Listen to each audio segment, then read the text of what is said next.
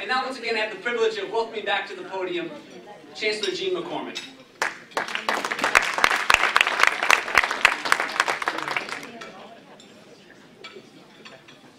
I can't help but think that these collaborations that we're establishing with these institutions seem to fit. And when I looked over and see that our friend could have dinner in complete Portuguese over here. It's my great privilege to be able to introduce the President. Some things you might not know about him. He's the 25th President. No, I won't tell those things yet. Of the 5-campus system, and there are 60,000 students that are part of the UMass system. In his career, Jack has served at various institutions as a professor of physics, as the department chair, a research center director, a dean, a vice president, a provost, and his own entrepreneur in a private sector company. At the university, we first got him to come here based on his technological interest to become the head of UMass Online. And while he was here, we decided, wouldn't this be a good idea to make him the president? Prior to arriving at UMass, Dr. Wilson was the J. Eric Johnston Distinguished Professor of Physics, Engineering, Science, and Information Technology at Rensselaer Polytechnic Institute. At the University of Massachusetts, Jack has called for a rededication to the land-grant mission as it might be viewed in the context of the 21st century. In the early days, what we did is we took agriculture, and what we learned there, we tried to improve. Now the realm is much bigger in terms of life sciences, innovation, etc. And as I said before, he is reminding us, because we are spread out across the entire Commonwealth as intellectual resources, we are the places through which economic development comes. So he is a great friend of UMass Dartmouth, a great leader for the UMass system. I'm pleased to introduce Jack Wilson. So we're going to talk a little bit about what is STEM education. Well, and I just really want to talk about several different facets of this. First, meeting the needs of a larger innovation economy. Second, meeting the needs of a more diverse workforce. Third, meeting the needs of potential students in grades K to 12, which, by the way, is, in terms of my importance that I ascribe to it, would be first. Okay, but in terms of the intellectual flow of this is third. And meeting the needs of research institutions to be competitive.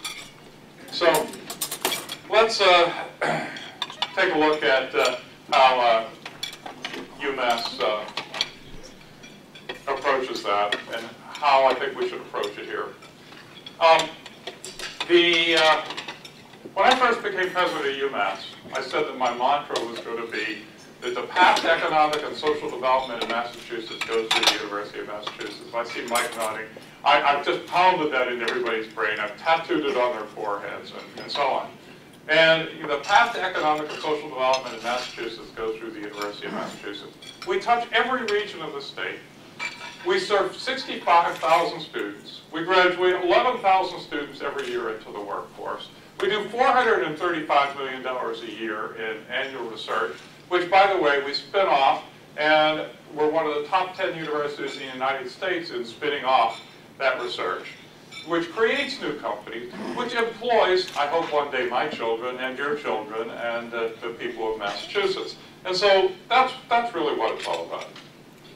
Well, okay, so that's what we got to do. We have some challenges. And I'm sorry you've seen some of these slides, but I'll just have to go through. And by the way, I just want you to know that I threw out a lot of the slides. Gene Supel over here helped put these together. And I thought, they haven't had enough wine for all these slides, so I did toss a few. So there's much more data on this. They're available. And anytime, I did a teaser. I said, look, there's a slide here I don't understand. What I'm going to say is, the meaning of this slide is so obvious that any person randomly is willing to explain it. For instance, please explain it. So I haven't had to do that yet. Anyway, first point is that STEM employment is is increasing rather dramatically in Massachusetts. And it increased 12.3%, while total employment only increased 3.5%. So we better focus on this. For the good of our kids, for the good of our communities, for the good of everything we hold dear here, we've got to focus on this, because this is where the growth is going to be. And yes, it is true that we have a lot of resources in Massachusetts. We certainly have beautiful, well, it's a little dark out there now, but for those that saw it during the light, we certainly have a beautiful place that people like to come visit. Tourism is wonderful. We have wonderful history. We agree with that. The history is phenomenal here. We got great cranberry bogs. And by the way, UMass helps with the science of cranberry bogs. We have wonderful fisheries. And by the way, UMass has saved the fishing industry here. Many people give us credit for it. But that's not going to be enough to take us into the future.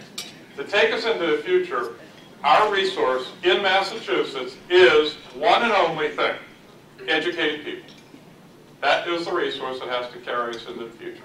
And all the rest of those things will be good, and they're wonderful things to have, and I'm not trying to downplay any of those kinds of things. But the fact is that ours is an innovation economy. An innovation economy depends upon highly educated people, innovative research, and effective collaborations. And we've heard a little bit about some effective collaborations tonight.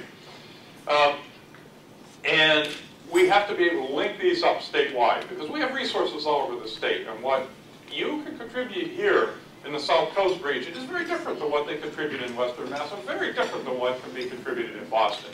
And when you put it together as a whole, it can make a huge difference.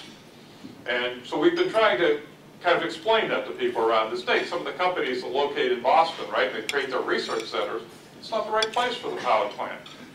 Well, you just look right over here and see some examples of what can be done down here on the South Coast. So, okay, so we're working on that. Unfortunately, if we were working on it in isolation, then life would be good. But you know what happened? This state has been so successful using our educated people, wonderful education system, bright people, great research, that other states noticed. And so they started doing things like North Carolina creating Research Triangle Park, Pennsylvania creating the Liberty, I can't remember, the Liberty Alliance or whatever it's called, around University of Texas, creating an entire enterprise zone. It's just, happened all over the United States. Well, guess what? The rest of the world discovered what we do. And so now they're looking at it. And you know what? I feel like I'm back in the auto industry. How many people know the story of the Japanese auto industry? How did they become so successful? They discovered a rather obscure, not really, but apparently to our auto industry it was, a guy named Edward Deming that talked about how you would, do quality, right? And so we invented it here, and they applied it in Japan. And next thing you know, we were trying to catch up, right?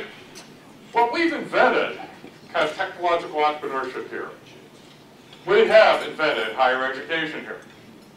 And now the rest of the world has figured out how important it is. And they're all out there too. And that's good. That's good, because we have all these partnerships and we think it's fantastic. But it does mean that we've got competition. And so we're going to have to work a little harder, and we're going to have to run a little faster than perhaps we would have in the past.